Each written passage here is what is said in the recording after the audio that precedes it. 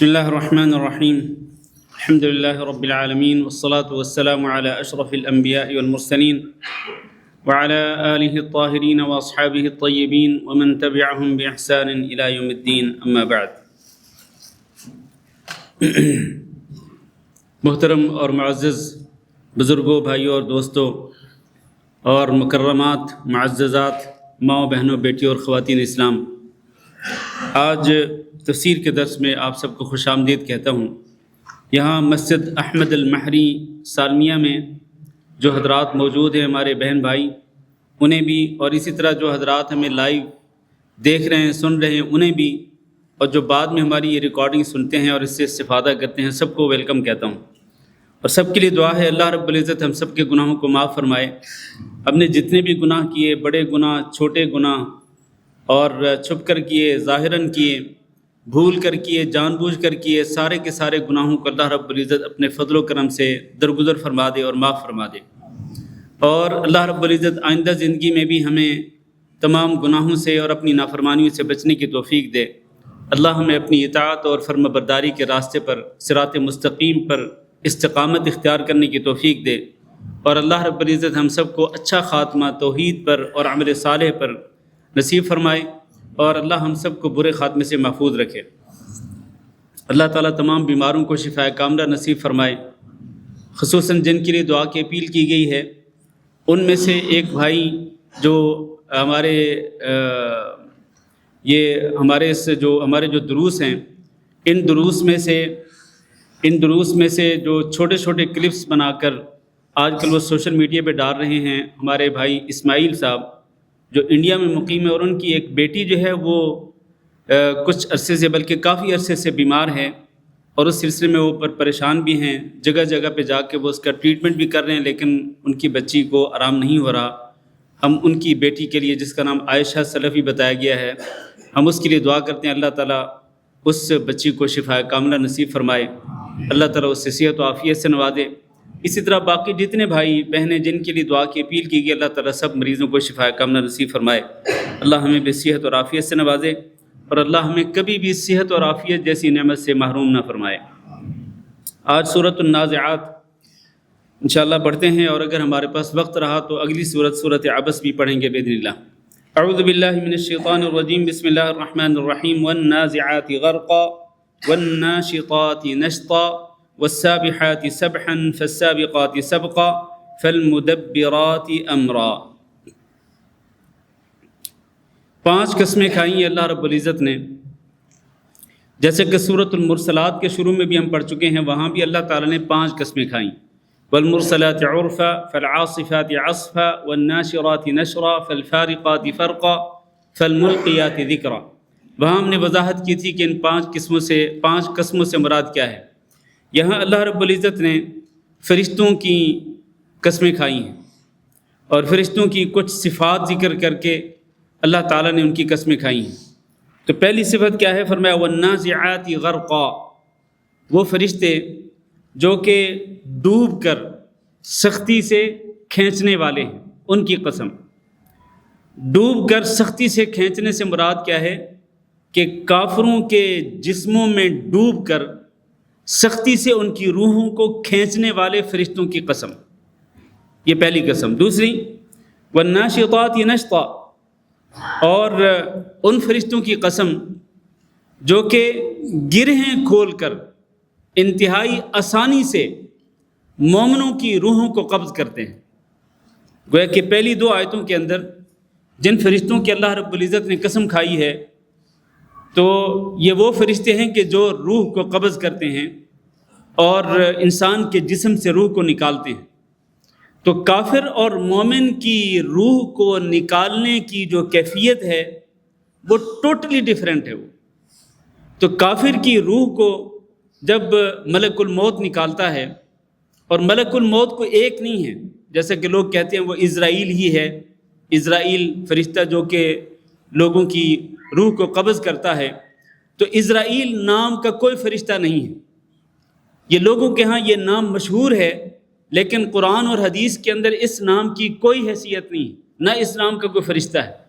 قرآن مجید کے اندر ملک الموت کہا گیا ہے، ملک الموت. یعنی موت کا فرشتہ. اور موت کا فرشتہ ایک نہیں ہے، موت کے فرشتے بے شمار ہیں، موت کے فرشتے بے شمار ہیں. اللہ تعالیٰ نے قرآن مجید کے اندر ان کو بھی ذکر فرمایا. تو جو کفار کی روحوں کو قبض کرتے ہیں وہ بڑی سختی کے ساتھ کفار کی روحوں کو ان کے جسموں سے نکالتے ہیں، جس کی ان کو شدید تکلیف بھی ہوتی ہے. ایک تو وہ فرشتے، دوسرے وہ جو کہ مومن کی روح کو قبض کرتے ہیں، اہل ایمان کی روحوں کو ان کے جسموں سے نکالتے ہیں. تو وہ اتنی آسانی سے نکالتے ہیں کہ جیسا کہ آپ یوں سمجھ لیں کہ کسی چیز کو گرہ لگائی گئی ہو اور اس کے اندر کوئی روح والا، کوئی بھی، چاہے وہ انسان ہو چاہے کوئی جانور ہو، اس کے اندر اس کو بند کیا گیا ہو. تو اس کو باہر نکالنے کا طریقہ کیا ہے؟ طریقہ صرف یہ ہے کہ آپ نے جس چیز کے اندر اس کو بند کیا ہوا ہے اس کی گرہ کھول دیں. جیسے ہی گرہ کھلے گی وہ جو اس کے اندر جو کچھ بند ہے وہ نکل جائے گا انتہائی آسانی کے ساتھ. فرض کر لیں آپ نے ایک پنجرے کے اندر کسی جانور کو، کسی پرندے کو بند کیا ہوا ہے. اب آپ جیسے ہی اس پنجرے کو کھولیں گے، اس کا لاک کھولیں گے، جیسے ہی اندر جو بھی جانور ہے، پرندہ ہے یا کوئی اور جانور ہے، جیسے ہی اس کو پتہ چلے گا کہ اس کا راستہ کھل گیا، وہ فوراً نکل جائے گا. اگر وہ اڑنے والا جانور ہے تو اڑ کے چلا جائے گا، اور اگر چلنے والا جانور ہے تو چل کے چلا جائے گا. تو اس طرح بالکل آسانی کے ساتھ جیسے ہی گرہ کھلی وہ نکل گیا. تو اسی طرح سے یہ مومن کی روح کو قبض کرنے کی جو کیفیت ہے وہ اس دوسری آیت کے اندر بیان کی گئی کہ وہ ناشطاتی نشطا. نشط اصل میں کہتے ہیں گرہ کھولنا، بند کھولنا. تو مومن کی روح اتنی آسانی کے ساتھ وہ نکالتے ہیں وہ فرشتے کہ جیسے وہ گرہ کھولتے ہیں، جیسے ہی گرہ کھلتی ہے ویسے ہی اس کی روح جو ہے وہ پرواز کر جاتی ہے. پرواز کرنے کا معنی یہ ہے کہ وہ ملک الموت اس روح کو اپنے قبضے میں لے لیتا ہے. اور حدیث میں نبی صلی اللہ علیہ وسلم نے ان دونوں کیفیات کو بیان فرمایا ہے کہ مومن کی روح جب قبض ہوتی ہے تو اس کے جسم سے اتنی آسانی کے ساتھ نکل جاتی ہے جیسا کہ مشکیزے کے منہ سے ایک پانی کا قطرہ بہہ جاتا ہے. مشکیزے کے منہ سے پانی کے قطرے کو بہنے اور نکلنے میں کوئی دقت نہیں ہوتی، کوئی مشکل نہیں ہوتی. انتہائی آسانی کے ساتھ مشکیزے کے منہ سے پانی کا قطرہ بہہ کر نکل جاتا ہے. بالکل اسی طرح مومن کی روح کو قبض کیا جاتا ہے. اللہ تعالی ہمیں بھی یہ موت کے وقت روح قبض کرنے کی جو تنگیاں ہیں اور جو سختیاں، اللہ تعالی ہم سب کو ان سختیوں سے محفوظ رکھے. ورنہ یہ بات یاد رہے کہ ان للموت لسکرات، موت کی سختیاں ہوتی ہیں.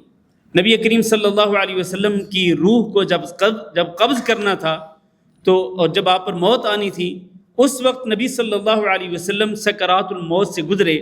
اس طرح کہ آپ صلی اللہ علیہ وسلم نے اپنے پاس ایک پانی کا پیالہ رکھا ہوا تھا اور اس سے آپ صلی اللہ علیہ وسلم اپنی انگلیوں کو، اپنے ہاتھ کو بھگو کر اپنے پسینے پہ پھیر رہے تھے اور آپ فرماتے تھے لا الہ الا اللہ ان للموت لسکرات. میرے بھائیوں، موت کی سختیاں جو ہیں وہ ظاہر ہے کہ وہ مختلف ہیں. وہ ہر انسان کے اپنے اعمال کے مطابق اس نے اپنی زندگی کس طرح بسر کی. اگر اس نے اپنی زندگی اللہ رب العزت کی فرمانبرداریوں میں گزاری اور اس کا خاتمہ بھی ایمان پر ہو رہا ہے، اچھے عمل پر ہو رہا ہے، تو یقیناً اس کی موت بھی بہت ہی آسانی سے اس کی موت آئے گی، اس کی روح کو قبض کر لیا جائے گا. لیکن اگر ایک بندے نے، چاہے وہ صاحب ایمان کیوں نہ ہو، اگر اس نے زندگی گزاری اللہ کی نافرمانی کرتے ہوئے، گناہ کرتے ہوئے، اور گناہوں پر ہی اس کا خاتمہ ہوا، توبہ نہیں کر سکا، توبہ کرنے سے پہلے اس کی موت آ گئی، تو یقیناً اس کو موت کی سختیوں کا سامنا کرنا پڑے گا. موت کی سختیوں سے اس کو گزرنا پڑے گا. اس کی روح اتنی آسانی سے نہیں نکلے گی. اس کی روح جب نکلے گی تو اس کو یقینی طور پر، یعنی اس انسان کو بہت ساری مشکلات کا سامنا ہوگا. آپ نے کئی لوگوں کو دیکھا ہوگا کہ کئی لوگ جو ہیں وہ کتنا عرصہ وہ قومی کی حالت میں رہتے ہیں، کتنا عرصہ قومی کی حالت میں رہتے ہیں، پتہ ہی نہیں ہوتا کہ یہ زندہ ہے یا مردہ ہے. صرف ڈاکٹرز یہ بتا سکتے ہیں کہ یہ بندہ ابھی زندہ ہے، لیکن موت کی سختیوں سے وہ بندہ گزر رہا ہوتا ہے. تو اللہ تعالی ہم سب کو موت کی سختیوں سے بچائے. وَالنَّازِعَاتِ غَرْقًا وَالنَّاشِطَاتِ نَشْطًا. پہلی آیت کا تعلق ان فرشتوں سے ہے جو کہ کافروں کی روحوں کو ان کے جسموں سے سختی کے ساتھ نکالتے ہیں، اور دوسری آیت کا تعلق ان فرشتوں سے ہے کہ جو انتہائی آسانی کے ساتھ بغیر کسی دقت اور پریشانی کے مومنوں کی روحوں کو ان کے جسموں سے نکالتے ہیں۔ اللہ نے ان دونوں قسموں کے فرشتوں کی قسم کھائی۔ پھر فرمایا والسابحات سبحا، اور قسم ہے ان فرشتوں کی جو کہ تیرتے ہیں، خوب تیرنا۔ تو یہ فرشتے جو ہیں یہ تیرتے ہیں۔ جب اللہ رب العزت فرشتوں کو حکم دے کے زمین کی طرف بھیجتا ہے تو وہ تیزی کے ساتھ تیرتے ہوئے اللہ رب العزت کے حکم کو نافذ کرنے کے لیے، اللہ کے حکم پہ عمل کرنے کے لیے پہنچ جاتے ہیں۔ اور اسی طرح جب وہ واپس جاتے ہیں اپنا کام مکمل کرنے کے بعد، اپنی ڈیوٹی کمپلیٹ کرنے کے بعد، جب وہ اللہ کی طرف جاتے ہیں تو تیرتے ہوئے اور بڑی تیزی کے ساتھ تیرتے ہوئے وہ اللہ کے پاس چلے جاتے ہیں۔ اللہ نے ان فرشتوں کی بھی قسم کھائی۔ تیسرا فالسابقات سبقا، وہ فرشتے کہ جو سبقت لے جاتے ہیں، آگے بڑھ کر وہ اللہ رب العزت کے حکم پہ عمل کرتے ہیں۔ اللہ رب العزت جب کوئی بھی آرڈر اللہ تعالیٰ جاری کرتا ہے، کوئی بھی حکم اللہ تعالیٰ جاری کرتا ہے تو فرشتے آگے بڑھ بڑھ کے اللہ کے حکم کو عمل کرنے کے لیے جاتے ہیں اور کسی میں کوئی تاخیر نہیں کرتے۔ جب واپس جاتے ہیں اللہ کے حکم کو نافذ کرنے کے بعد تو آگے بڑھ بڑھ کے اللہ کی طرف واپس لوٹتے ہیں۔ تو آگے بڑھ کر سبقت لے جانے والے فرشتے اللہ تعالیٰ نے ان کی بھی قسم کھائی۔ اور اس سے مراد ایک یہ بھی ہے کہ چونکہ پہلی دونوں آیتوں کے اندر روح کو قبض کرنے والے فرشتوں کی اللہ نے قسم کھائی، تو یہ جو سبقت لے جانے والے فرشتے ہیں ان سے مراد وہ فرشتے ہیں جو مومنوں کی روحوں کو قبض کرنے کے بعد پھر تیزی کے ساتھ سبقت لے جاتے ہوئے ایک دوسرے سے آگے بڑھتے ہوئے اس روح کو وہ جنت میں پہنچاتے ہیں۔ اس روح کو کہاں پہنچاتے ہیں؟ اہل ایمان کی روحوں کو وہ جنت میں پہنچاتے ہیں، اور سبقت لے جاتے ہوئے آگے بڑھتے ہوئے ایک دوسرے سے آگے بڑھتے ہوئے وہ اس روح کو، اہل ایمان کی روحوں کو وہ جنت میں پہنچا دیتے ہیں۔ ایک معنی یہ بھی کیا گیا ہے۔ پانچویں قسم فالمدبرات امرا، ان فرشتوں کی قسم جو کہ کسی امر کی، کسی معاملے کی تدبیر کرتے ہیں۔ اللہ تعالیٰ فرشتوں کے ذمے کئی کام لگاتا ہے کہ یہ کام کرو، یہ کام کرو، وہ کام کرو۔ اللہ تعالیٰ نے فرشتے مقرر کیے ہوئے ہیں اور ان کی ڈیوٹیاں مقرر کی ہوئی ہیں، جیسے کہ ہواؤں کے ساتھ فرشتوں کی ڈیوٹی ہوتی ہے، بادلوں کے ساتھ فرشتوں کی ڈیوٹی ہوتی ہے، اور بادلوں کو ہانک کر لے جانے کی ان کی ڈیوٹی ہوتی ہے، بارش برسانے کی ان کی ڈیوٹی ہوتی ہے۔ تو یہ مختلف ڈیوٹیاں ہیں فرشتوں کی۔ تو فالمدبرات امرا، اللہ تعالیٰ تدبیر حقیقت میں کرنے والا اللہ تعالیٰ ہے، لیکن اللہ رب العزت جب آرڈر جاری کر دیتا ہے فرشتوں کو تو پھر آگے فرشتے اللہ رب العزت کے حکم کو نافذ کرنے کے لیے تدبیر کرتے ہیں۔ اس لیے اللہ تعالیٰ نے یہ فرمایا کہ فرشتے وہ جو کہ تدبیر کرتے ہیں اس معاملے کی جو معاملہ ان کو اللہ کی طرف سے سونپا جاتا ہے۔ اب یہ 5 قسمیں اللہ تعالیٰ نے کھائیں۔ یہ 5 قسمیں اللہ تعالیٰ نے کیوں کھائیں؟ قسمیں کھا کر آگے اس کا جواب کیا ہے؟ کیوں اللہ تعالیٰ نے قسمیں کھائیں؟ اصل میں جس طرح کہ پچھلی سورت کے اندر سورۃ النبأ میں اللہ رب العزت نے قیامت کا ذکر فرمایا، اور قیامت کے دن کو ثابت کرنے کے لیے کہ قیامت کا دن قائم ہو کے رہے گا اور اس میں کوئی شک و شبہ نہیں، اللہ تعالیٰ نے مختلف دلائل ذکر فرمائے۔ کہاں پر؟ پچھلی سورت کے اندر۔ یہاں بھی اللہ رب العزت انہی کفار کو مخاطب کرتے ہوئے کہ دیکھو ذرا غور کرو، یہ فرشتے جو کہ روحوں کو قبض کرتے ہیں، چاہے وہ کفار کی روحوں کو قبض کریں، چاہے وہ اہل ایمان کی روحوں کو قبض کریں، اور وہ تیرتے ہیں، تیزی کے ساتھ تیرتے ہیں، جاتے ہوئے بھی آتے ہوئے بھی، اور آگے بڑھ بڑھ کے اللہ تعالیٰ کے احکام پہ عمل کرتے ہیں۔ اور اللہ رب العزت ان کے ذمے جو ڈیوٹیاں لگاتا ہے وہ ان ڈیوٹیوں کو وہ پورا کرتے ہیں تدبیر کرتے ہوئے۔ تو یہ جو فرشتے ہیں، اگر اللہ رب العزت ان فرشتوں کو پیدا کر سکتا ہے، اور ان فرشتوں سے اگر اللہ رب العزت اتنے بڑے بڑے کام لے سکتا ہے، اور یہ فرشتے اللہ کی طرف سے سونپی گئے فرائض جو ہیں ان کو وہ ادا کرتے ہیں، اگر اللہ تعالیٰ یہ سب کچھ کر سکتا ہے تو کیا قیامت کا دن قائم نہیں کر سکتا؟ یقیناً اللہ رب العزت قیامت کا دن قائم کرنے پہ قادر ہے، جو ان فرشتوں کو پیدا کرنے پہ قادر ہے، اور ان فرشتوں سے ڈیوٹی لینے پہ قادر ہے۔ پوری دنیا کے معاملات کو اللہ رب العزت ان فرشتوں کے ذریعے چلاتا ہے، جو اس ساری چیزوں پہ قادر ہے، تو اللہ تعالیٰ قیامت کا دن قائم کرنے پہ بھی قادر ہے۔ اچھا، قیامت کا دن جب قائم ہوگا کیا ہوگا؟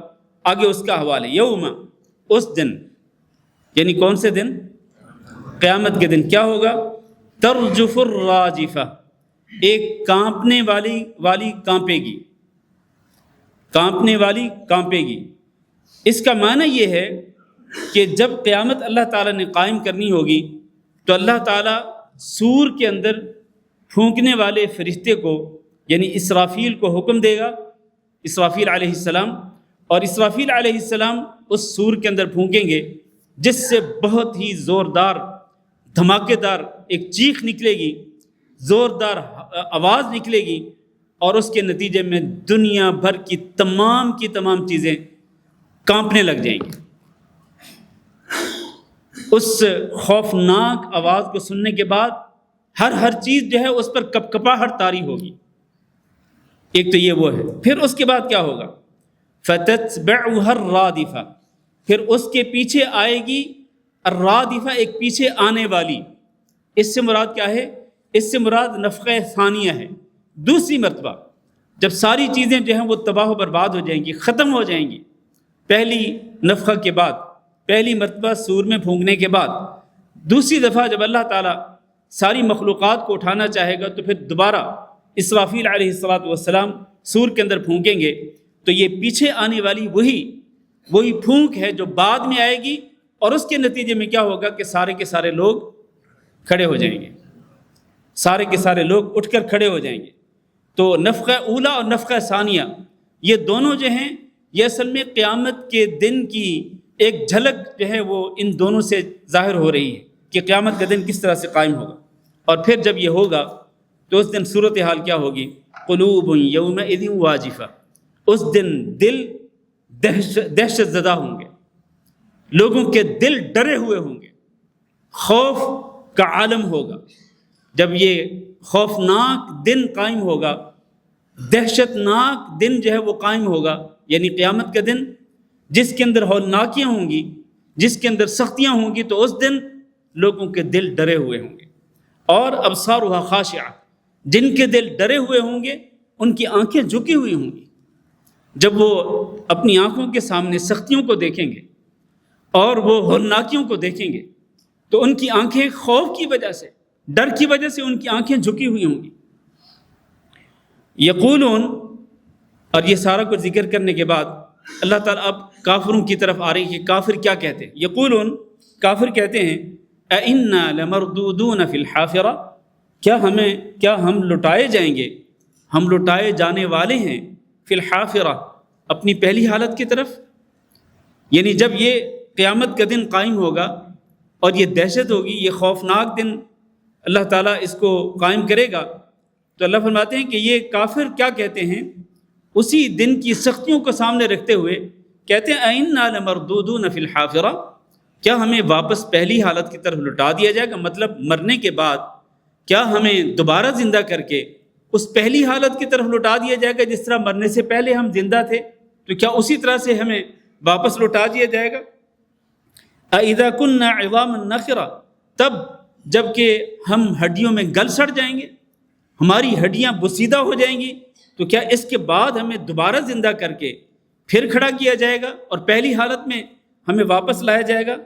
قالوا، وہ کہیں گے تلک اذن کرۃ خاسرہ، اگر تو واقعتاً یہ محمد صلی اللہ علیہ وسلم جو کچھ کہتے ہیں اور جو کچھ اللہ کے اس کلام کے اندر ذکر کیا جا رہا ہے، اگر یہ واقعتاً ایسے ہی ہے اور قیامت کا دن واقعتاً قائم ہوگا، تو پھر اذن تلک اذن کرۃ خاسرہ، تو پھر یہ جو واپس لوٹایا جانا ہے نا، یہ ایسا ہے کہ جس کے اندر ہمارا خسارہ ہی خسارہ ہوگا۔ یہ کافر، کیونکہ قیامت کا دن قائم ہونے کے بعد کفار کو ان کی آنکھوں کے سامنے سب کچھ نظر آ جائے گا، جہنم کا عذاب بھی اپنی آنکھوں کے سامنے دیکھیں گے، تو تب وہ کہیں گے کہ اگر واقعتاً نبی صلی اللہ علیہ وسلم جس طرح بیان کرتے تھے، جس طرح قرآن میں بتایا گیا، اگر یہ واقعتاً واپس لوٹایا جانا ہے، زندہ کیا جانا ہے، تو پھر یہ واپس لوٹایا جانا ایسا ہے کہ جس کے اندر یقینی طور پر ہمارے لیے خسارہ ہی خسارہ ہے۔ فَإِنَّمَا هِيَ زَجْرَةٌ وَاحِدَةٌ، پھر یہ جو قیامت کا دن جس کو وہ کفار مکہ بعید سمجھتے تھے، کہتے تھے یہ نہیں، یہ تو ایسی ایسے ہی یہ فضول باتیں ہیں قیامت کے دن کی باتیں، اور نہ ہی قیامت کے دن قائم ہونا ہے، نہ کسی مردے کو اٹھایا جانا ہے، نہ حساب و کتاب ہوگا، نہ جنت و دوزخ ہوگی۔ تو اللہ تعالیٰ نے فرمایا کہ یہ جو قیامت کے دن کا اٹھایا جانا ہے نا، یہ اتنا آسان ہے اللہ رب العزت کے لیے، اتنا ایزی ہے کہ فَإِنَّمَا هِيَ زَجْرَةٌ وَاحِدَةٌ، بس وہ تو ایک ڈانٹ کی بات ہے، صرف زجرۃ واحدہ، صرف ایک ڈانٹ ہوگی اور اس کے نتیجے میں قیامت قائم ہو جائے گی اور یہ لوگ کھڑے ہو جائیں گے، جو مردہ تھے یہ دوبارہ زندہ ہو کر اللہ کی بارگاہ میں پہنچ جائیں گے، بس ایک ڈانٹ ہے۔ اور وہ ایک ڈانٹ سے مراد کیا ہے؟ وہ وہی سور میں پھونکا جانا۔ سور کے اندر جب دوسری دفعہ پھونکا جائے گا تو ظاہر ہے کہ وہ خوفناک آواز ہوگی، تو وہ اصل میں اللہ تعالیٰ کی طرف سے ایک ڈانٹ ہوگی، اتنی خوفناک ڈانٹ ہوگی کہ اس کے نتیجے میں سارے مرے ہوئے لوگ جو ہیں وہ کیا ہوں گے؟ وہ اٹھ کے کھڑے ہو جائیں گے، زندہ ہو جائیں گے۔ فَإِنَّمَا هِيَ زَجْرَةٌ وَاحِدَةٌ، ایک خوفناک ڈانٹ ہوگی، اور پھر کیا ہوگا؟ فَإِذَا هُمْ بِالسَّاهِرَةِ، پھر یہ سارے کے سارے کھلے میدان کے اندر، چٹیل میدان کے اندر جمع ہو جائیں گے۔ الساہرہ سے مراد چٹیل میدان ہے، چٹیل میدان کے اندر یہ سارے اکٹھے ہو جائیں گے، یعنی میدان محشر میں۔ تو اس طرح ان آیات میں اللہ رب العزت نے پہلے قسمیں کھائیں اور پھر قیامت کے دن کی ہولناکیوں کو بیان فرمایا، اور قیامت کے دن کے بارے میں یہ کہ قیامت کے دن قائم ہو کے رہے گا، اور جب قائم ہوگا تو اس دن ان کفار کے دل ڈرے ہوئے ہوں گے اور آنکھیں جھکی ہوئی ہوں گی، اور یہ اگرچہ انکار کرتے ہیں لیکن یقینی طور پر ان کو پہلی حالت کی طرف واپس لوٹایا جائے گا، یعنی مرنے کے بعد دوبارہ ان کو زندہ کیا جائے گا۔ اب اس کے بعد اللہ تعالیٰ موسیٰ علیہ السلام کے قصے کی طرف اشارہ کر رہے ہیں، یعنی مختصر اشارہ ہے، تفصیلی نہیں۔ هل اتاک حدیث موسیٰ، کیا آپ کے پاس موسیٰ علیہ السلام کا قصہ پہنچا ہے؟ کیا آپ کے پاس موسیٰ علیہ السلام کی خبر پہنچی ہے؟ یہ انداز ہے اصل میں کسی انسان کو الرٹ کرنے کا، خبردار کرنے کا انداز ہے، اور اس کے اندر شوق پیدا کرنے کا ایک انداز ہے کہ کیا آپ نے موسیٰ علیہ السلام کا واقعہ سنا ہے؟ کیا آپ نے موسیٰ علیہ السلام کی خبر سنی ہے؟ تاکہ اگلے بندے کے ذہن میں شوق پیدا ہو کہ وہ کیا خبر ہے، وہ کیا نیوز ہے، وہ الرٹ کرنے کے لیے بندہ خبردار ہو جائے۔ تو آگے اللہ تعالیٰ الرٹ کرنے کے بعد اللہ تعالیٰ فرماتے ہیں اذ ناداہ ربہ بالواد المقدس طویٰ، کون سی خبر، کون سا واقعہ؟ جب اللہ رب العزت نے، جب ان کے رب نے یعنی موسیٰ علیہ السلام کے رب نے ان کو پکارا بالواد المقدس، ایک مقدس وادی میں، طویٰ جس کا نام طویٰ ہے، اور یہ مقدس وادی جو طویٰ ہے یہ کوہ طور کے پاس، کوہ طور وہ جہاں پر موسیٰ علیہ السلام گئے تھے آگ لینے کے لیے، لیکن وہاں اللہ رب العزت نے ایک درخت کی اوٹ سے اللہ رب العزت موسیٰ علیہ السلام سے براہ راست ہم کلام ہوئے تھے، اور وہ واقعہ اس سے پہلے ہم کئی دفعہ پڑھ چکے ہیں قرآن مجید کی تفسیر میں۔ تو اللہ تعالیٰ ہم کلام ہوئے تھے کہاں پر؟ اسی وادی مقدس وادی جس کا نام طویٰ تھا، اور یہ کوہ طور کے پاس تھی، اس میں ایک پہاڑ کی اوٹ سے موسیٰ علیہ السلام کے رب نے ان کو پکارا، اور کیا کہا؟ اذهب الى فرعون انه طغى، جاؤ فرعون کی طرف۔ آپ کو پتہ ہے کہ موسیٰ علیہ السلام نے 10 سال گزارے تھے کہاں پر؟ مدین میں 10 سال گزارنے کے بعد جب وہ اپنے اہل و عیال کو لے کر وہ مصر کی طرف جا رہے تھے تو راستے میں یہ کوہ طور پر یہ واقعہ پیش آیا۔ گئے تھے آگ لینے کے لیے لیکن واپس لوٹے تو نبوت اور رسالت کے منصب پہ فائد ہونے کے بعد واپس لوٹے۔ تو فرمایا اذهب الى فرعون انه طغى، اللہ رب العزت ان سے ہم کلام ہوئے اور کہا جاؤ فرعون کی طرف، انه طغى، کیونکہ وہ سرکشی اختیار کر چکا ہے۔ کس چیز سے؟ اللہ کے دین سے، اللہ کے حکم سے، اللہ کی اطاعت و فرمانبرداری سے وہ سرکشی اختیار کر چکا ہے، اور اس کے اندر تکبر ہے، اتنا تکبر ہے کہ وہ سرکش ہو چکا ہے۔ فقل، اور فرعون کو جا کے کہو، هل لك الى ان تزكى، کتنا پیارا انداز اللہ تعالیٰ نے سکھلایا موسیٰ علیہ السلام کو کہ اس فرعون سے جو سرکش ہے، جو آگے اللہ تعالیٰ فرما رہے ہیں کہ کہتا تھا انا ربکم الاعلی، اتنے بڑے متکبر انسان سے جب بات کرنی ہے تو بڑے پیار سے کرنی ہے۔ فقولا له قولا لینا لعله يتذكر او يخشى، سورۃ طٰہٰ میں قولا له قولا لینا، اللہ نے فرمایا کہ اے ہارون اور اے موسیٰ، تم دونوں فرعون کے پاس جاؤ اور اس سے بڑی نرم بات کرو، پیار کے انداز میں، نرم انداز میں جا کے اس سے گفتگو کرو، لعلہ یتذکر او یخشی، ہو سکتا ہے کہ وہ نصیحت حاصل کر لے آپ کی گفتگو سن کر، اور ہو سکتا ہے وہ اللہ تعالیٰ سے ڈر جائے۔ تو اس سے ثابت ہوتا ہے کہ دعوت کے میدان میں انسان کو نرمی اختیار کرنی چاہیے، دعوت کے میدان میں انسان کو سختی اختیار نہیں کرنی چاہیے۔ تو فرمایا اس کو جا کے کہو حل لک الی ان تزکی، کیا تم چاہتے ہو کہ تمہاری اصلاح ہو جائے؟ کیا تم چاہتے ہو کہ تمہاری اصلاح ہو جائے، تمہارا تزکیہ ہو جائے، تم شرک اور کفر کی گندگی سے پاک ہو جاؤ؟ کیا تم پاک ہونا چاہتے ہو؟ وَأَهْدِيَكَ، اور میں تمہاری رہنمائی کرنے والا ہوں، میں تمہاری رہنمائی تمہیں گائیڈ کر دوں گا، الی ربک، تیرے رب کی طرف، تیرے رب کی طرف میں رہنمائی کر دوں گا، تمہیں گائیڈ کر دوں گا، فتخشی، پھر تو ڈرنے والا بن جائے گا اللہ تعالیٰ سے، تیرے رب کی طرف، اللہ رب العزت کی طرف تیری رہنمائی کروں گا، اس کی توحید کا پیغام تیرے تک پہنچاؤں گا، تو اس کی توحید کو قبول کرے گا تو اللہ تعالیٰ کا ڈر اور خوف تیرے دل میں پیدا ہو جائے گا۔ تو اتنے پیارے انداز سے موسیٰ علیہ السلام نے اور ان کے بھائی نے جا کے اس کو نصیحت کی، اس کو سمجھایا، اور فَأَرَاهُ الْآيَةَ الْكُبْرَى، اور موسیٰ علیہ السلام نے اسے ایک بڑی نشانی بھی دکھائی۔ وہ بڑی نشانی کیا تھی؟ عصا، کہ اللہ نے فرمایا اس عصا کو پھینکو، وہ عصا کیا بن گیا؟ اژدہا اور سانپ بن گیا، اور پھر اللہ نے فرمایا کہ اس کو پکڑو اور مت ڈرو۔ تو یہ نشانی موسیٰ علیہ السلام نے اللہ کے حکم کے ساتھ دکھلائی، لیکن اس پر کوئی اثر نہیں ہوا۔ اس نے کیا کیا؟ فَكَذَّبَ وَعَصَىٰ، اس نے جھٹلا دیا، کہا یہ تو جادوگر ہے، یہ تو جادوگری دکھلا رہے ہیں۔ وَعَصَىٰ، اور اس نے نافرمانی کی، اس نے موسیٰ علیہ السلام کی دعوت کو قبول کرنے سے انکار کر دیا۔ ثم ادبر، پھر اس نے پیٹھ پھیر لی، پیٹھ پھیر کر وہ کیا کرنے لگا؟ وہ فرعون یسعیٰ، وہ زمین کے اندر فساد پھیلانے کے لیے وہ کوشش کرنے لگا، دوڑ دھوپ کرنے لگا، یسعیٰ، دوڑ دھوپ کرنے لگا، کس کے لیے؟ زمین کے اندر فساد برپا کرنے کے لیے۔ اس نے اپنے لشکروں کو، اسی طرح اپنی قوم کو اور جادوگروں کو، اسی لیے آگے آ رہا ہے کہ یسعیٰ، وہ دوڑ دھوپ کرتے ہوئے اس نے کیا کیا؟ فحشر، پھر اس نے جمع کیا، کس کو؟ جادوگروں کو جمع کیا، کیونکہ اس نے کہا تھا نا کہ موسیٰ علیہ السلام کو کہ تم جادوگر ہو اور یہ تم جو کچھ دکھا رہے ہو یہ جادوگری ہے۔ تو اس کے بعد پھر فرعون نے جادوگروں کو اکٹھا کیا، فنادا، پھر جادوگروں کو اکٹھا کرنے کے بعد اس نے اعلان کیا، کیا کہا؟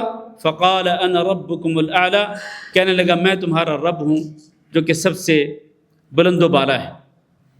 اس کا ایک معنی یہ بھی کیا گیا ہے کہ اس نے اپنے لشکروں کو اکٹھا کیا قتال کے لیے، جنگ کے لیے، موسیٰ علیہ السلام اور ان کی قوم کے خلاف جنگ کرنے کے لیے اس نے اپنے لشکروں کو اکٹھا کیا، یعنی اپنی فوج کو اکٹھا کیا، اور فوج کو اکٹھا کر کے اس نے کہا انا ربکم الاعلی، میں ہوں تمہارا رب جو کہ سب سے بلند و بالا ہے۔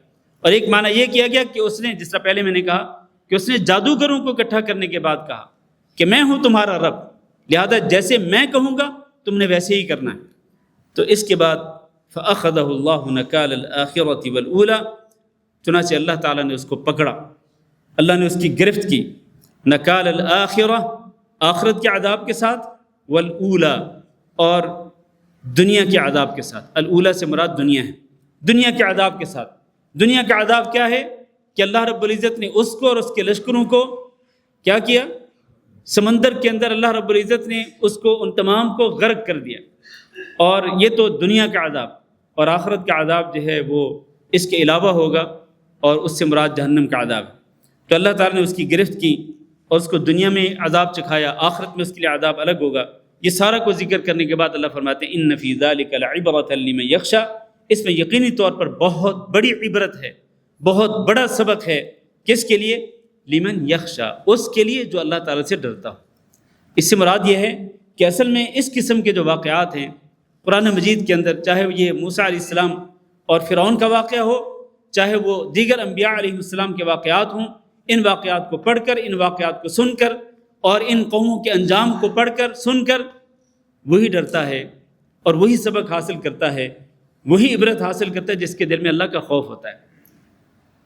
تو جس کے دل میں اللہ کا خوف نہیں ہوتا، اللہ کی پکڑ کا ڈر نہیں ہوتا، اللہ کی گرفت کا خوف نہیں ہوتا، تو یقیناً وہ اس قسم کے واقعات کو پڑھ کر بھی سن کر بھی وہ عبرت حاصل نہیں کرتا۔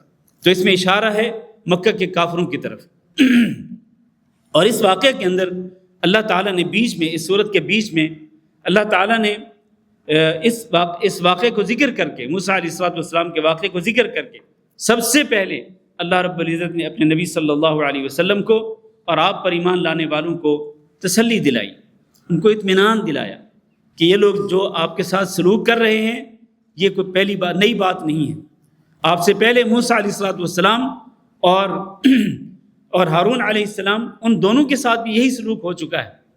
فرعون اور اس کے لشکروں نے یہی سلوک کیا تھا جو سلوک یہ کفار مکہ آپ کے ساتھ کر رہے ہیں۔ لہذا آپ تسلی رکھیں، یہ اسی طرح سے شیوا چلا آ رہا ہے پہلی قوموں کا بھی، تو یہ کافر بھی آپ کے ساتھ جو کر رہے ہیں یہ کوئی نئی بات نہیں۔ ایک تو ایک تسلی اطمینان والی بات ہے نبی صلی اللہ علیہ وسلم کے لیے اور آپ پر ایمان لانے والوں کے لیے، اور دوسرا وارننگ بھی ہے۔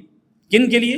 مکہ کے کافروں کے لیے بھی وارننگ بھی ہے کہ اگر تم اپنا طرز عمل ٹھیک نہیں کرتے ہو، اگر تم اپنی اصلاح نہیں کرتے ہو، اگر تم محمد صلی اللہ علیہ وسلم کے دعوت توحید کو تم قبول نہیں کرتے ہو، اسلام پر ایمان نہیں لاتے ہو، تو پھر تمہارا بھی حشر وہی ہوگا جو کہ فرعون اور اس کے لشکروں کا ہوا۔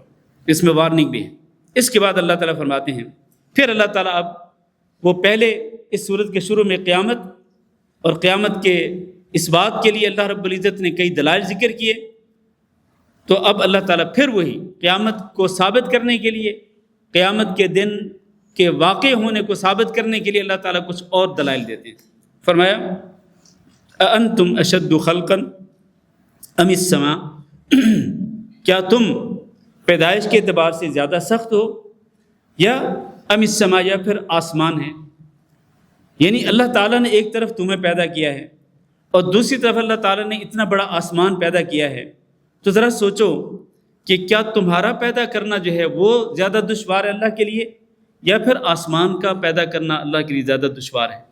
یعنی کم از کم آسمان کی نسبت، آسمان اتنی بڑی مخلوق ہے، اور وہ ایک نہیں بلکہ 7 آسمان ہیں، جس طرح میں پہلے بیان کر چکا کہ 7 آسمان جو ہیں، ہر آسمان کے درمیان 500 سال کی مسافت ہے، اور ہر آسمان کی جو موٹائی ہے، جو موٹاپا ہے، وہ بھی اتنا ہے کہ جو 500 سالوں کے اندر طے ہو۔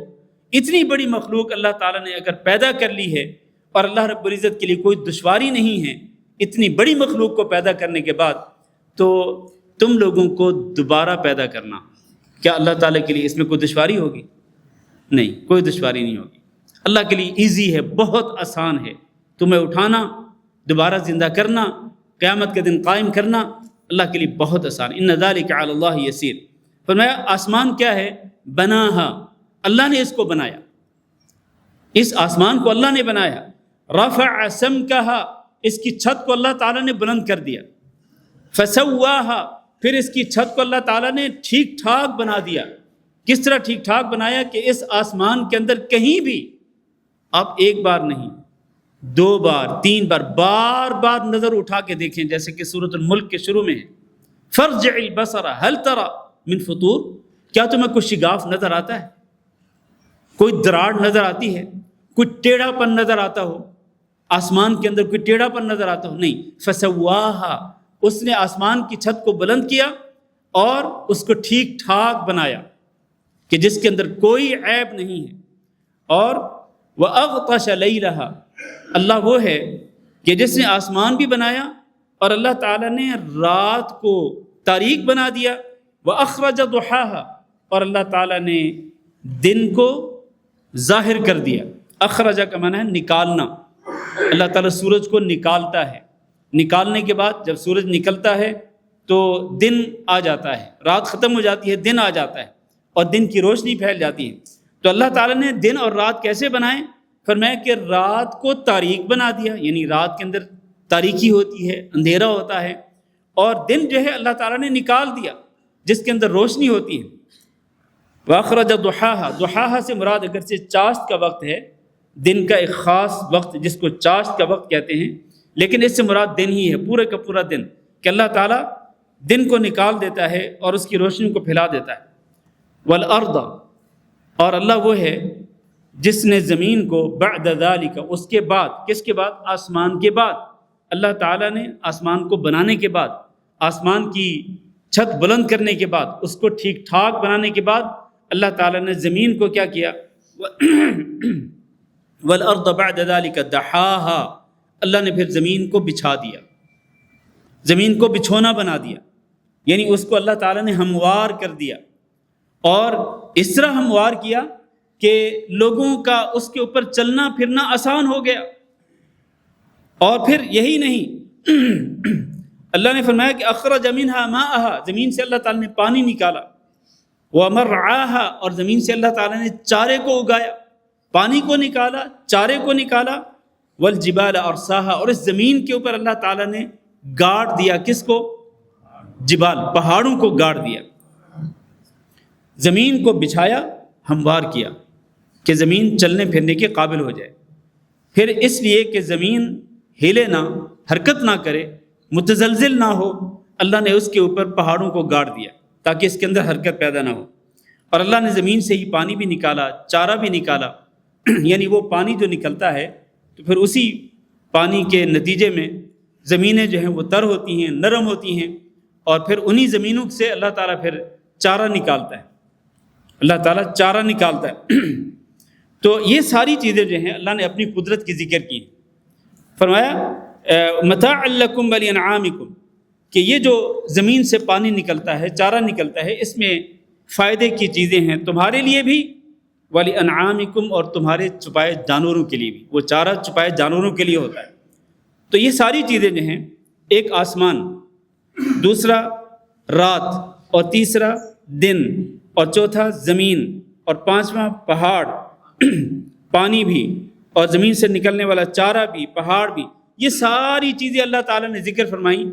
اس کا معنی یہ ہے کہ اگر اللہ رب العزت اتنی بڑی بڑی مخلوقات کو بنا سکتا ہے، آسمان بھی، زمین بھی، پہاڑ بھی، پانی بھی نکال سکتا ہے، اور چارہ بھی نکال سکتا ہے، رات کو تاریک کر سکتا ہے، دن کو روشنی بنانے والا بنا سکتا ہے، تو اللہ تعالیٰ کے لیے قیامت کے دن کو قائم کرنا اور تمہیں مارنے کے بعد دوبارہ زندہ کرنا کوئی مشکل نہیں ہے۔ اگر اللہ تعالیٰ ان مخلوقات کو آسانی سے پیدا کر سکتا ہے بغیر کسی دقت اور دشواری کے، تو اللہ تعالیٰ تمہیں بھی مارنے کے بعد دوبارہ زندہ کرنے پہ قادر ہے، اللہ کے لیے کوئی مشکل نہیں۔ پھر اللہ تعالیٰ اب قیامت کے دن کے بارے میں دوبارہ اللہ تعالیٰ فرماتے ہیں کہ قیامت کے دن کیسا ہوگا۔ فَإِذَا جَاءَتِ الطَّامَّةُ الْكُبْرَى، پھر جب الطامۃ الکبریٰ، بڑی آفت اور بڑی مصیبت آ جائے گی، کیونکہ قیامت کا دن جو ہے وہ آفتیں لے کر کے آئے گا، قیامت کا دن مصیبتیں لے کے آئے گا۔ کن کے لیے؟ جو قیامت کا انکار کرتے ہیں، قیامت کا انکار کرنے والوں کے لیے قیامت کا دن کیا لے کے آئے گا؟ مصیبتیں اور آفتیں لے کے آئے گا۔ اس دن کیا ہوگا؟ یوم یتذکر الانسان ما سعی، اس دن انسان یاد کرے گا کس چیز کو؟ ما سعی، دنیا میں جس چیز کے لیے وہ تگ و دو کرتا تھا، بھاگ دوڑ کرتا تھا، اس کو یاد کرے گا، اس کو یاد آئے گا، سب کچھ یاد آئے گا کہ میں کیا کرتا تھا دنیا کے اندر۔ وبرزت الجحیم لمن یری، اور جہنم کو ظاہر کر دیا جائے گا، جہنم کو نکال کر ظاہر کر دیا جائے گا، لمن یری، اس کے لیے جو دیکھنے والا ہوگا، یعنی اس سے مراد کفار ہیں، جو کفار دیکھ رہے ہوں گے، تو ان کفار کو اللہ تعالیٰ جہنم کو نکال کر ان کو دکھلائے گا۔ اگر جہنم کو اللہ رب العزت نے کسی جگہ پہ چھپایا ہوا ہے تو قیامت کے دن قائم ہونے کے بعد اللہ اس جہنم کو نکالے گا، نکال کر وہ اللہ تعالیٰ جہنم کس کو دکھلائے گا؟ جہنم کا انکار کرنے والوں کو دکھلائے گا، اور اللہ تعالیٰ اپنے نافرمانوں کو دکھلائے گا، فاسقوں فاجروں کو دکھلائے گا، کافروں مشرکوں کو دکھلائے گا۔ تو جو بھی جہنم کا مستحق ہوگا اللہ تعالیٰ اس کو دکھلائے گا۔ اس کے نتیجے میں کیا ہوگا؟ اسی کے نتیجے میں جب کفار اور اہل جہنم جب جہنم کو دیکھ لیں گے تو یہ جو شروع میں فرمایا نا، قلوب یومئذ واجفہ، دلوں کے اندر دہشت پیدا ہوگی، تتبعها الرادفہ، ابصارها خاشعہ، کہ نظریں جھکی ہوئی ہوں گی، تو وہ جہنم کو دیکھنے کے بعد کفار کی اور اسی طرح قیامت کے دن کا انکار کرنے والے جو لوگ ہیں ان کی یہی حالت ہوگی۔ برزت الجحیم لمن یری، اور اس کی ایک تفسیر یہ بھی کی گئی ہے کہ یہ جو کہا نا اللہ نے کہ ہر اس شخص کے لیے جہنم کو ظاہر کیا جائے گا جو دیکھتا ہے، تو دیکھنے والے تو کافر بھی ہوں گے، دیکھنے والے اہل ایمان بھی ہوں گے۔ ایمان والے جو لوگ ہیں وہ بھی تو دیکھنے والے ہوں گے، تو معنی یہ ہے کہ اللہ تعالیٰ جہنم سب کو دکھلائے گا، کافروں کو دکھلائے گا، تو وہ کافر جہنم کو دیکھ کر ان کے خوف اور ان کی حسرت اور ان کی ندامت اور ان کا صدمہ اور ان کا غم اس کے اندر اور اضافہ ہو جائے گا۔ لیکن جب اہل ایمان جہنم کو دیکھیں گے تو وہ کیا کریں گے؟ وہ اللہ رب العزت کا شکر ادا کریں گے کہ اللہ اس جہنم سے تو نے ہمیں بچا لیا، اللہ کا شکرانہ ادا کریں گے۔ جیسے کہ حدیث کے اندر ہے نا کہ جب کسی شخص کو دفنایا جاتا ہے اور وہ جنتی ہوتا ہے تو اس کو دفنانے کے بعد اس کو دونوں ٹھکانے دکھلائے جاتے ہیں، اس کو قبر کے اندر دونوں ٹھکانے دکھلائے جاتے ہیں، جہنم بھی دکھلائی جاتی ہے اور جنت بھی دکھلائی جاتی ہے۔ جہنم دکھلا کر اس کو یہ کہا جاتا ہے کہ یہ ہے وہ جہنم جس سے اللہ تعالیٰ نے تجھے بچا لیا ہے، اور یہ ہے جہنم سے بچا کر اللہ تعالیٰ نے تیرے لیے یہ جنت تیرا گھر بنا دیا ہے۔ تو وہ قبر کے اندر ایک انسان جس کے لیے اللہ تعالیٰ نے جنت لکھی ہوگی، جس کا خاتمہ ایمان پہ اچھے عمل پہ ہوا ہوگا، تو اللہ تعالیٰ اس کو جہنم کس لیے دکھلائے گا؟ اس لیے کہ اس کے دل کے اندر شکرانے کے جذبات پیدا ہوں کہ اللہ تیرا شکر ہے کہ تو نے مجھے اس خوفناک ڈراؤنی جہنم سے بچا کر اللہ تو نے مجھے جنت کے اندر داخل کر دیا۔ تو اسی طرح سے قیامت کے دن بھی جہنم دکھلائی جائے گی، سب کو دکھلائی جائے گی، اہل ایمان کو بھی دکھلائی جائے گی اور اہل کفر کو بھی دکھلائی جائے گی۔ برزت الجحیم لمن یری، پھر اللہ فرماتے ہیں فاما من طغى وآثر الحیات الدنیا، چنانچہ جس شخص نے سرکشی اختیار کی، اللہ کے دین سے، اللہ کے حکم سے بغاوت کی اور اپنی منمانی زندگی بسر کی، وآثر الحیات الدنیا، اور اس نے دنیا کی زندگی کو ہی ترجیح دی آخرت کے اوپر، کہ آخرت ہے ہی نہیں، آخرت کی کوئی ویلیو نہیں، کوئی حیثیت نہیں، اس نے ترجیح دی دنیا کی زندگی کو کہ سب کچھ دنیا کی زندگی ہے، بس اسی میں عیش و عشرت کر لو، اپنے لیے دنیا کی سہولتیں مہیا کر لو۔ تو جس نے دنیا کی زندگی کو آخرت کی زندگی پہ ترجیح دی اور سرکشی اختیار کی، منمانی زندگی بسر کی، فإن الجحیم ہی المأویٰ، تو ایسے شخص کا ٹھکانہ یقینی طور پر کیا ہوگی؟ جہنم ہوگی۔ وَأَمَّا مَنْ خَافَ مَقَامَ رَبِّهِ، لیکن جو شخص اپنے رب کے سامنے کھڑے ہونے سے ڈر گیا، اس کے دل میں خوف پیدا ہو گیا کہ کل قیامت کے دن میں اللہ کے سامنے کھڑا ہوں گا، لیس بینہ و بینہ ترجمان، اور اس طرح کھڑا ہوگا کہ بندے اور اللہ کے درمیان کوئی ترجمان بھی نہیں ہوگا، اللہ براہ راست ہم کلام ہوگا ہر انسان سے۔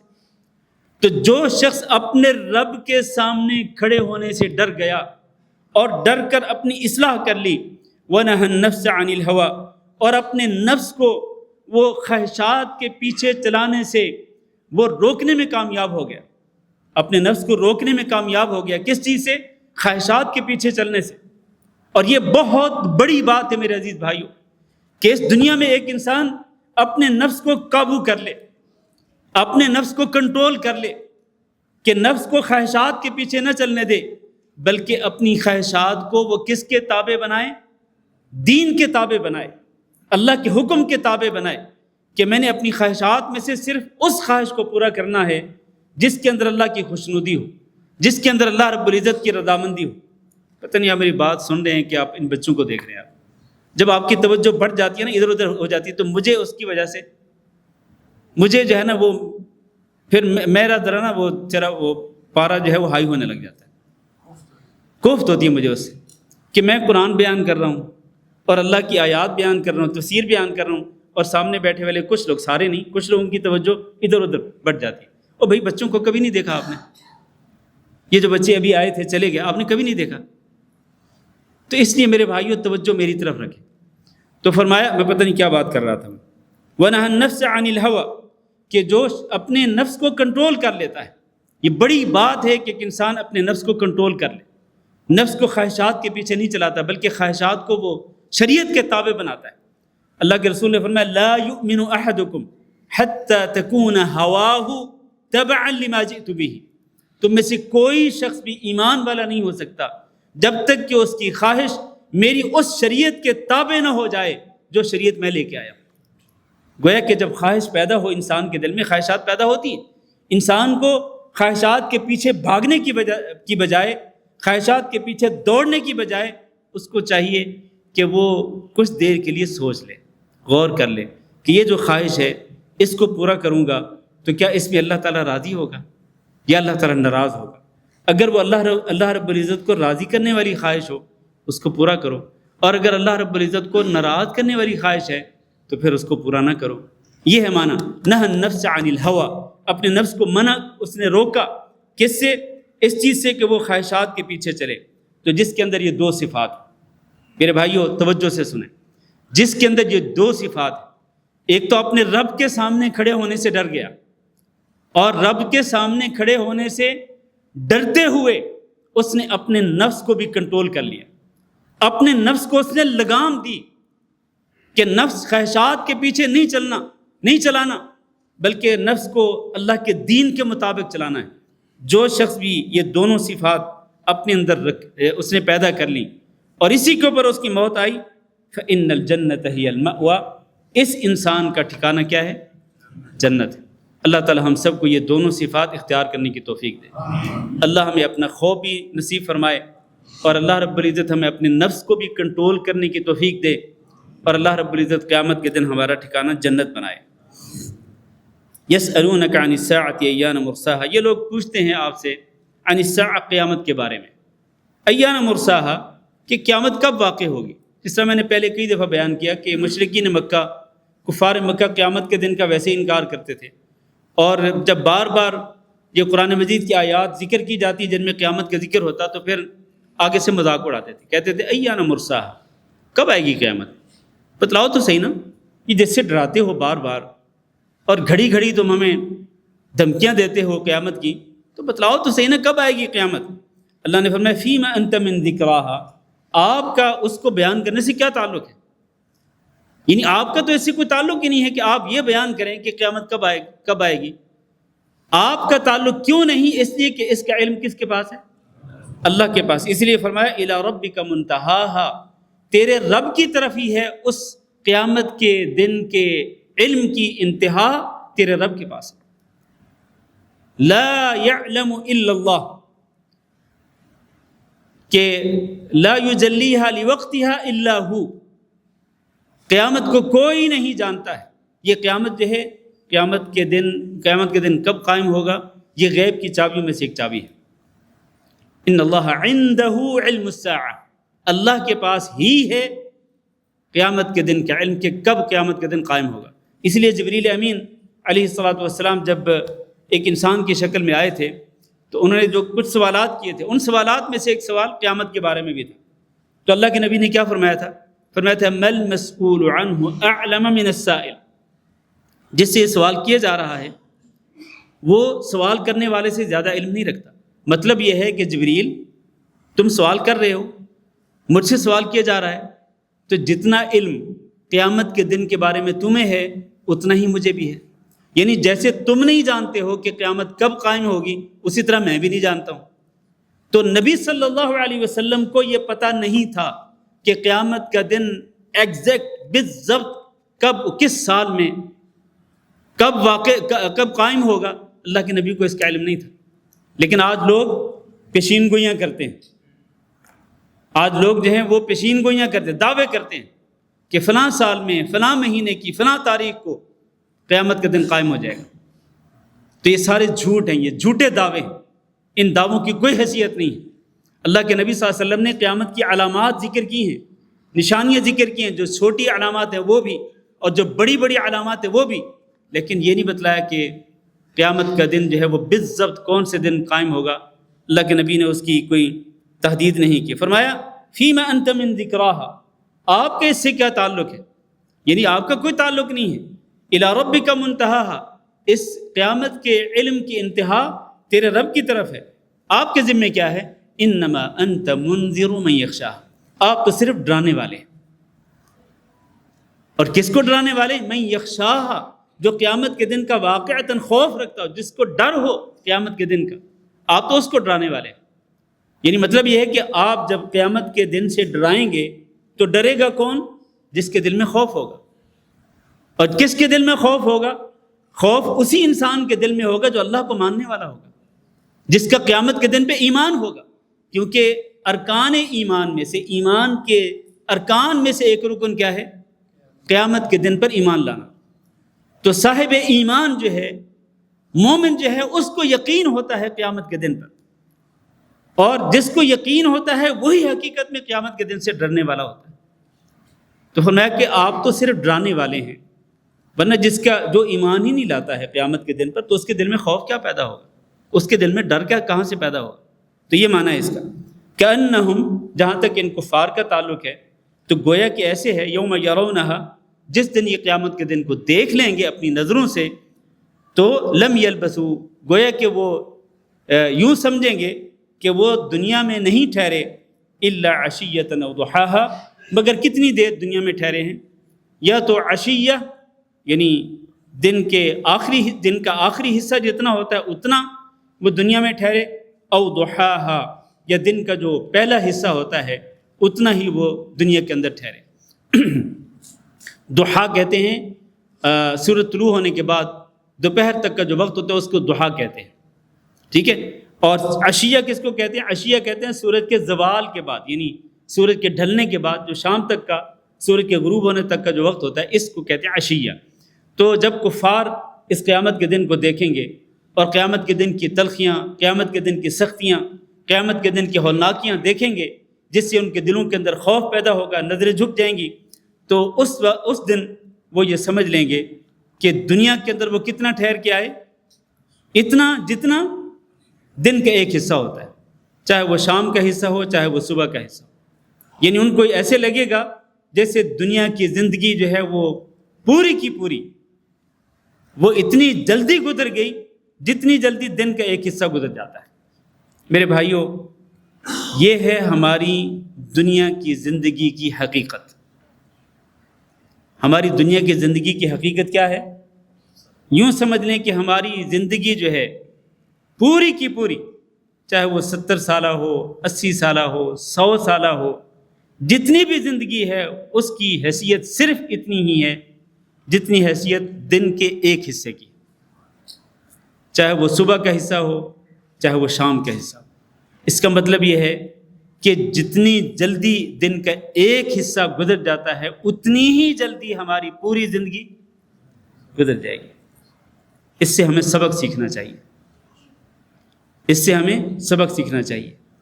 ہم جو 5 سالہ 10 سالہ پروگرام بنا کے بیٹھے ہوتے ہیں، بڑے بڑے پروگرام ہوتے ہیں ہمارے کہ ہم اگلے سال یوں کریں گے، 2 سال بعد یوں کر لیں گے، 3 سال بعد یوں کر لیں گے،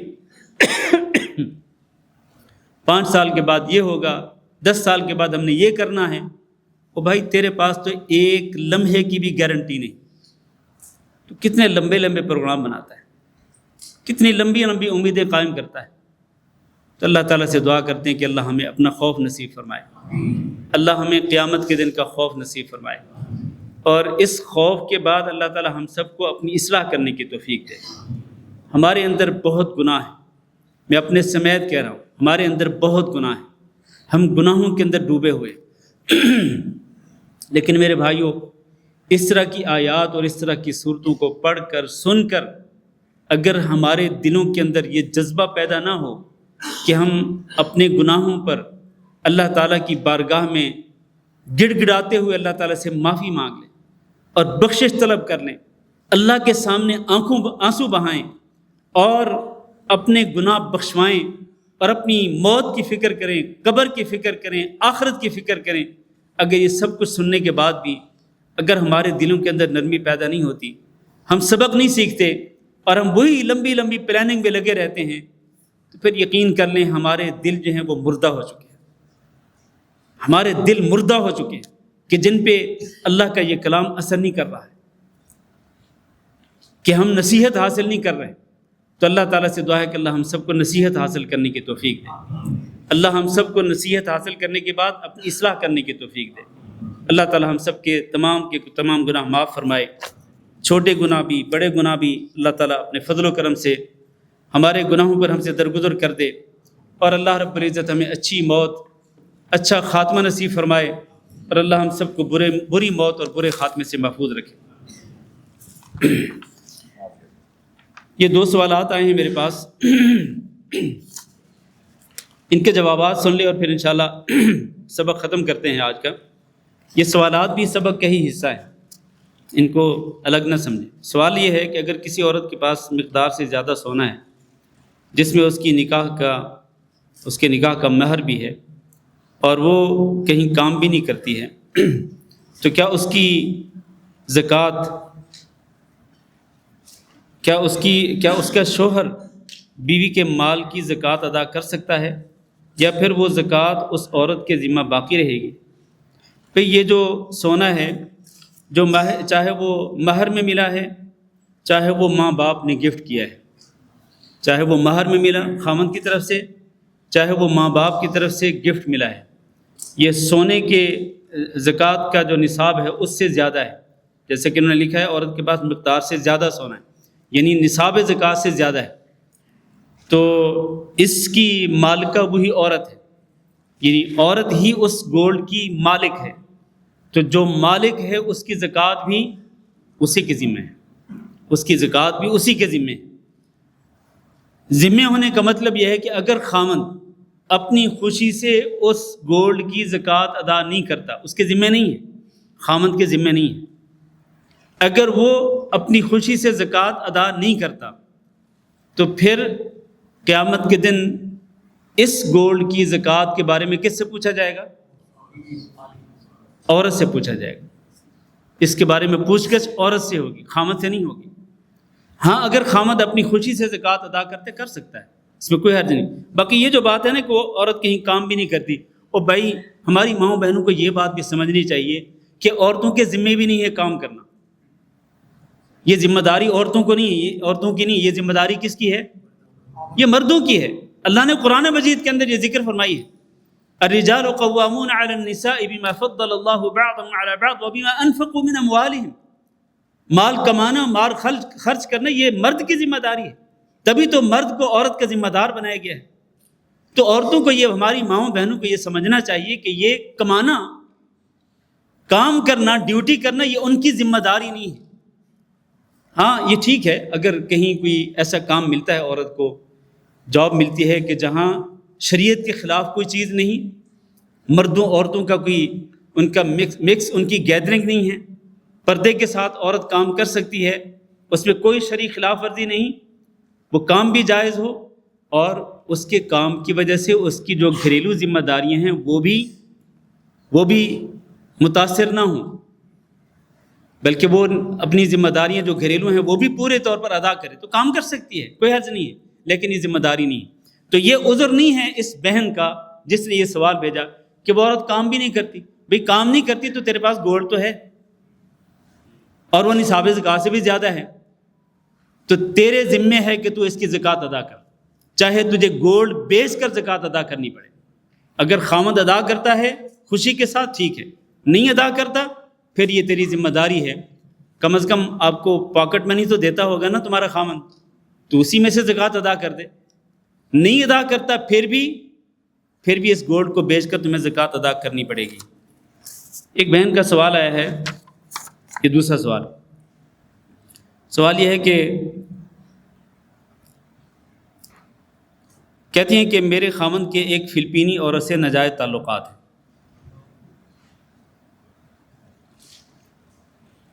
اور یہ کہہ رہی ہیں کہ میں انڈیا میں ہوں اور میرا خامند کویت میں ہے، تو کویت میں اس کے فلپینی عورت سے ناجائز تعلقات ہیں۔ اس کا کہنا ہے کہ میں تو اس کو چھوڑنا چاہتا ہوں لیکن وہ مجھے نہیں چھوڑتی، اور وہ یہ کہتا ہے کہ میں جو نمازیں پڑھتا ہوں نا تو نمازیں میرے گناہ کو معاف کرتی جا رہی ہیں۔ یہ کتنی بڑی جہالت ہے اور کتنی سنگین بات ہے، یعنی ایک بندہ اللہ تعالیٰ معاف کرے کہ وہ ایک بڑے گناہ کا، کبیرہ گناہ کا ارتکاب کر رہا ہے، ایک وہ عورت جو اس کی بیوی نہیں، ناجائز تعلقات قائم کر رکھے ہیں فلپینی عورت سے، اور پھر ایک بڑا گناہ جس کو اللہ تعالیٰ نے فاحشہ قرار دیا، بے حیائی قرار دیا، اور جو بڑے گناہ ہیں نا، بڑے گناہ، کبیرہ گناہ، ان میں سے ایک یہ بھی ہے۔ تو ایک بندہ کبیرہ گناہ بھی کرتا ہو اور وہ کہتا ہو کہ میں جو نمازیں پڑھتا ہوں تو نمازوں کے ساتھ وہ گناہ ساتھ ساتھ معاف ہو رہا ہے، انا للہ و انا الیہ راجعون۔ تو میرے بھائیوں، آپ کو پتہ ہے کہ نمازیں جو ہے نا، یہ صغیرہ گناہوں کو معاف کرتی ہیں، کبیرہ گناہوں کو معاف نہیں کرتی۔ یہ تو بڑی جہالت کی بات کی ہے اس بندے نے، جس نے کہا کہ میں چاہے میرے ناجائز تعلقات ہیں، میں بد کرداری یا بے حیائی کرتا رہوں، لیکن نماز پڑھتا ہوں تو نماز سے میرا وہ گناہ معاف ہو جاتا ہے۔ یہ بڑی سنگین بات ہے، سخت بات ہے، یہ جہالت والی بات ہے۔ میرے بھائی، کبیرہ گناہ جو ہے نا، وہ جب تک انسان سچے دل کے ساتھ توبہ نہیں کرتا اس وقت تک کبیرہ گناہ معاف نہیں ہوتا۔ اور سچی توبہ کیا ہوتی ہے؟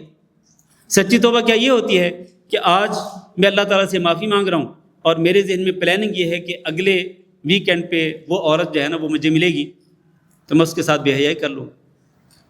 کیا یہ سچی توبہ ہوتی ہے؟ یہ تو سچی توبہ نہیں کہ آپ پلاننگ کر رہے ہیں کہ میں اس کام کو جاری رکھوں گا، اور عذر یہ کہ میں تو چھوڑنا چاہتا ہوں لیکن وہ نہیں چھوڑتی۔ بھئی آپ پھر مرد ہیں کہ کیا ہیں؟ آپ کی مردانگی پہ مجھے شک ہو رہا ہے۔ آپ مرد نہیں ہیں۔ پھر اگر آپ مرد ہیں نا تو اللہ تعالیٰ کا خوف کھاتے ہوئے آج اس طرح سے توبہ کریں کہ آئندہ آپ نے اس عورت سے اپنے ناجائز تعلقات جاری نہیں رکھنے۔ اگر آپ واقعتاً مرد ہیں، مرد نہیں ہیں تو پھر ٹھیک ہے، چوڑیاں پہن لیں پھر عورتوں کی طرح۔ مطلب میں معذرت چاہتا ہوں، میں بات کیوں اس لیے کر رہا ہوں کیونکہ یہ سوال ہی اس قسم کا ہے کہ ایک بندہ، اچھا اس نے یہ بھی ذکر کیا ہے، اس بہن نے کہتی ہیں کہ میرا خاوند جو ہے مجھے کویت آنے کے لیے نہیں بلا رہا۔ میں کہتی ہوں مجھے بار میں کہتی ہوں کہ مجھے کویت بلا لو، وہ مجھے نہیں بلاتا۔ اور جو اس کی کمائی، یہ بھی لکھا ہے کہ وہ اپنی کمائی کو اسی عورت پہ خرچ کرتا ہے۔ کس پہ خرچ کرتا ہے؟ جس کے ساتھ ناجائز تعلقات ہیں۔ تو بھائی تم جو کماتے ہو وہ ناجائز تعلقات پہ خرچ کر رہے ہو، جو تمہاری بیوی اور جو تمہارے بچے ہیں وہاں پر انڈیا میں، پھر ان کی ذمہ داری کس کے اوپر ہے؟ تو اس لیے اللہ تعالیٰ سے ڈرنا چاہیے، اللہ کا خوف کھانا چاہیے۔ زندگی کی کوئی گارنٹی نہیں آپ کے پاس کہ آپ یہ کہیں کہ جی میں ابھی ایک نماز پڑھی ہے، دوسری پڑھوں گا وہ گناہ معاف ہو جائے گا، تیسری پڑھوں گا گناہ معاف ہو جائے گا۔ آپ کے پاس کوئی گارنٹی نہیں ہے، کسی بھی لمحے آپ کے اوپر موت آ سکتی ہے۔ تو سچی توبہ کرو اس طرح۔ سچی توبہ اس طرح ہوتی ہے کہ آپ عزم کریں اللہ رب العزت کے سامنے کہ اے اللہ، اب تک جو میں نے گناہ کر لیے ان کو معاف کر دے، آئندہ یہ گناہ نہیں کروں گا۔ اور اللہ سے معافی مانگتے ہوئے آپ اللہ تعالیٰ سے مدد بھی طلب کریں کہ اللہ مجھے اس گناہ سے بچنے کی توفیق دے۔ اور آپ یہ کہتے ہیں کہ وہ مجھے نہیں چھوڑتی، تو اس سے آپ اللہ تعالیٰ کی پناہ طلب کریں کہ اللہ مجھے اس بدکارہ عورت سے اپنی پناہ میں لے لے اور مجھے اس سے بچا لے، اس کی برائی سے بچا لے، اس بے حیائی سے بچا لے۔ اگر آپ کے دل میں واقعتاً اللہ کا خوف ہے تو آپ بچ سکتے ہیں، اس کو چھوڑ سکتے ہیں، چاہے وہ نہ بھی چھوڑنا چاہے تب بھی آپ چھوڑ سکتے ہیں۔